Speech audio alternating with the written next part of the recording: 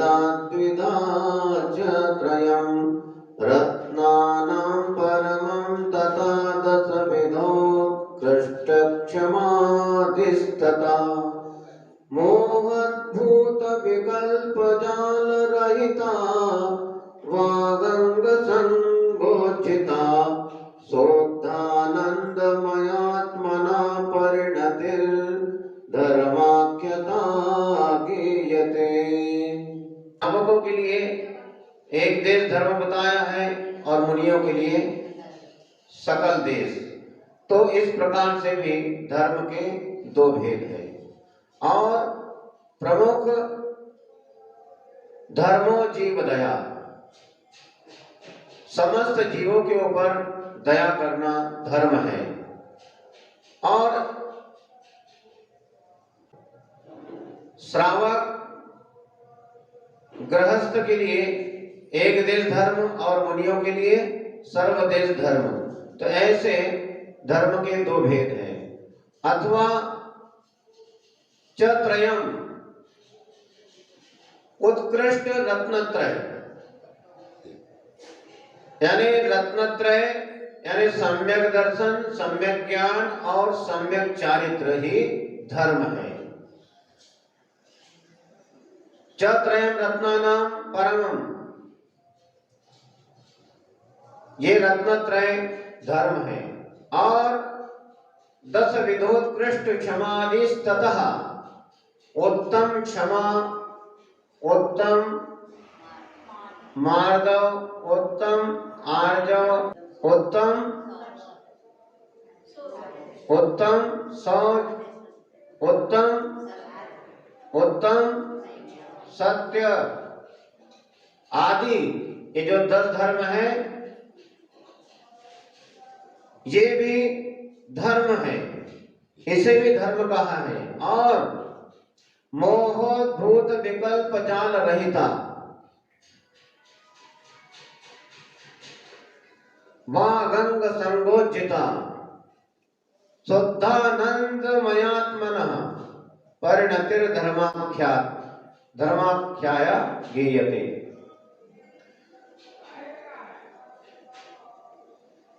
मोह से उत्पन्न, समस्त विकल्पों से रहित और जिसको वचन से निरूपण नहीं कर सकते, ऐसी जो शुद्ध तथा आनंदमय आत्मा की परिणति है, उसका नाम भी उत्कृष्ट धर्म है।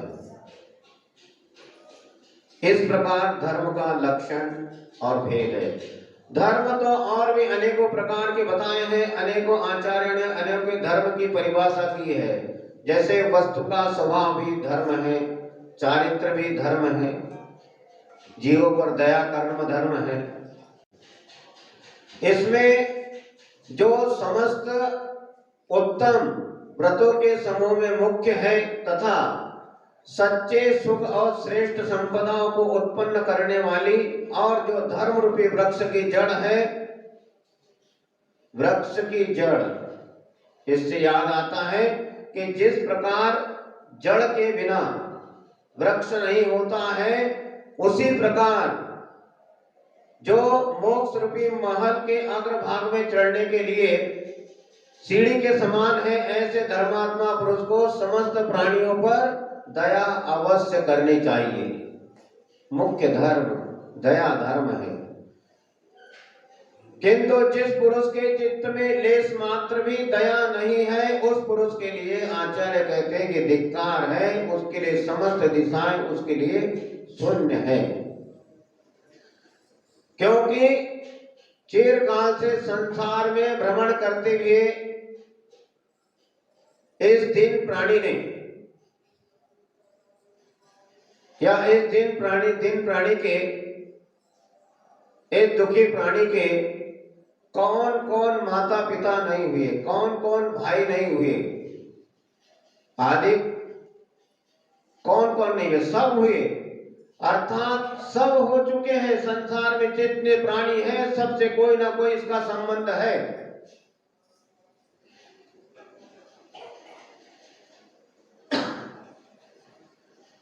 इसलिए यदि कोई व्यक्ति कोई भी प्राणी किसी जीव को मारे तो समझना चाहिए कि उसने अपने कुटुंबी को ही मारा, अपने कुटुंबी जन को ही मारा, ऐसा समझना चाहिए। तथा अपनी आत्मा का भी उसने घात किया, क्योंकि यह नियम है कि मनुष्य किसी दीन प्राणी को एक बार मारता है, तब उस समय उस मरे हुए जीव को बहुत गुस्सा आती है, उसको क्रोध आता है। किसी को भी मारो तो उसको गुस्सा तो आएगी कि इसने मेरे को मारा, क्यों डॉक्टर साहब? कौन पसंद करता है ऐसा? कोई पसंद नहीं करता। तो जिस प्राणी ने किसी प्राणी को मारा तो जो मरा तो वो उसके प्रति उसके अंदर क्रोध उत्पन्न होता है, क्रोध आदि कसाय उत्पन्न होती है, और वही कसाय एक जन्म नहीं जन्मों जन्मों तक जन्मांतर में उसका संस्कार उसके अंदर बैठा रहता है कि इस व्यक्ति ने मुझे मारा, इस प्राणी ने मेरा घात किया है, और वो इंतजार करता रहता है कि कब मैं इसका बदला लूं। इसीलिए जिस समय कारण पाकर उस मृत प्राणी का संस्कार प्रकट होता है, उसके अंदर जो संस्कार बैठा है कि इस व्यक्ति ने मुझे मारा है, तो वो संस्कार जब जागृत होता है तो उस समय वह हिंसक को अर्थात पूर्व भाव में जिसने उसे मारा था, पूर्व भाव में जो मारने वाला जीव है, उसको वह एक बार नहीं अनेकों बार मारता है। उसने तो एक ही बार मारा, लेकिन फिर वो उसे बार बार मारते रहता है। तो आचार्य भगवान कहते हैं कि ऐसे दुष्ट हिंसक के लिए धिक्कार हो। इसीलिए इससे हमें शिक्षा लेनी चाहिए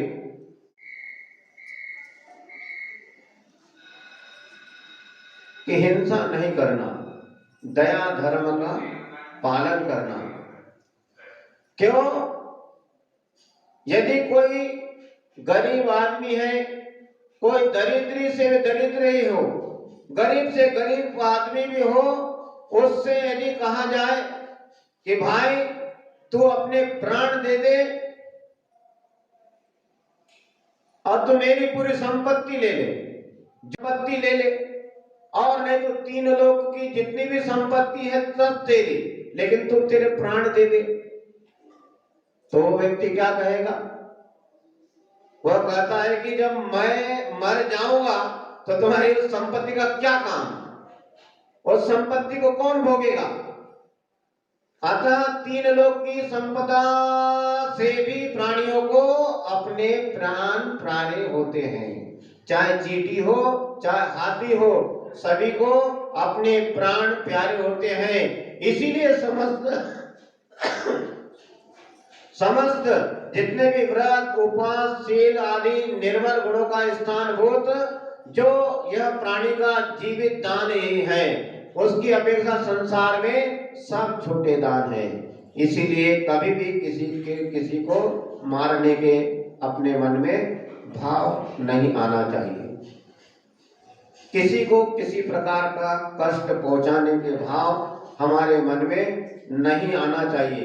किसी भी जीव को सताने के भाव हमारे मन में नहीं आना चाहिए। किसी को भी पीड़ा हो, कष्ट हो, ऐसा काम हमें नहीं करना चाहिए।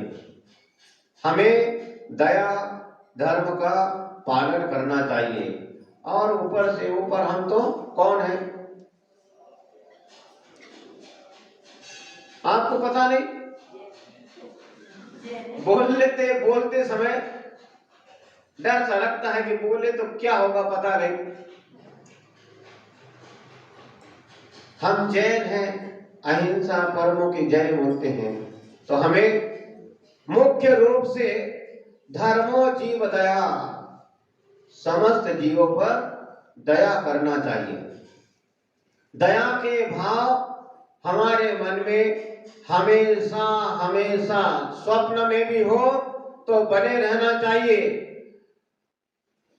इसीलिए ये प्रतिक्रमण किया जाता है, प्रायश्चित किया जाता है कि एकेंद्रिय, द्विंद्रिय, तीन इंद्रिय, चतुरिंद्रिय, पंचेंद्रिय जीवों को मेरे द्वारा जो भी कष्ट पहुंचा हो, मेरे द्वारा घात किया गया हो, कोई जीव मेरे पैरों के नीचे आकर दब गया हो, या कोई किसी जीव को मैंने उसके मार्ग से विचलित कर दिया हो, यदि वो इधर आ रहा था मैंने उसको उधर पलटा दिया, भगा दिया, तो ऐसा यदि कहीं हो जाता है तो मन में भाव आना चाहिए कि हे भगवान, आपके भक्ति से मेरे सारे दोष मिथ्या हो गए और मेरे अंदर दया धर्म हमेशा हमेशा बना रहे। मेरे हृदय में दया धर्म जब तक हमारा कल्याण नहीं हो जाता तब तक हे प्रभु ऐसी कृपा करो कि मैं दया धर्म का पालन करता रहूं, तो प्रत्येक प्राणी का कल्याण हो सकता है। इसी मंगल भावना के साथ सभी जीवों का कल्याण होवे। परम पूज्य गुरु आचार्य श्री उदार सागर जी महाराज की